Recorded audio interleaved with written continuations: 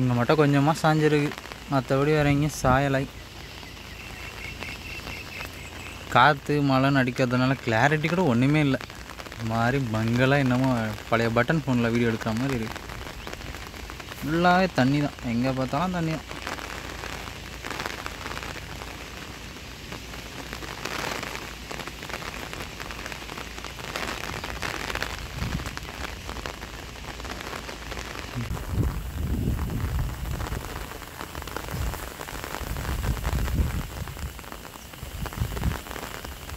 ஹெவியாக காற்றும் அடிக்குது.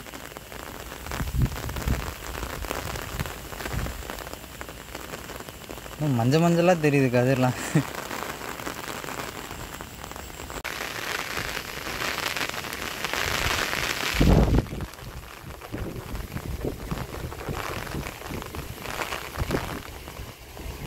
காற்று தான் ஹெவி.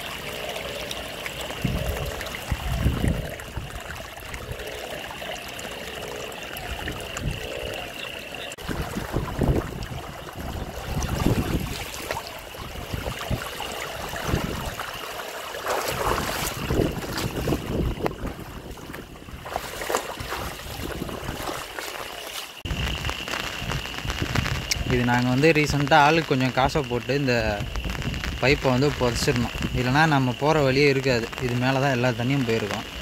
இது இருக்கிறதுனால ஒரு பெரிய ப்ளஸ். இப்போ சிரமம் பார்க்காம போட்டதுனால நமக்கு போகிறதுக்கு வழி ஆயிடுச்சு. தண்ணி வெளியும் போகுது கரெக்டாக. நல்ல மழை.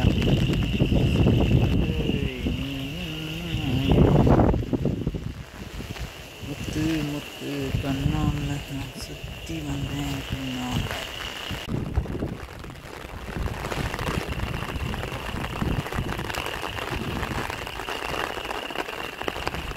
நான் வந்து இப்போ நம்ம அந்த வழியை விட்டு கீழே நிற்கிறேன்.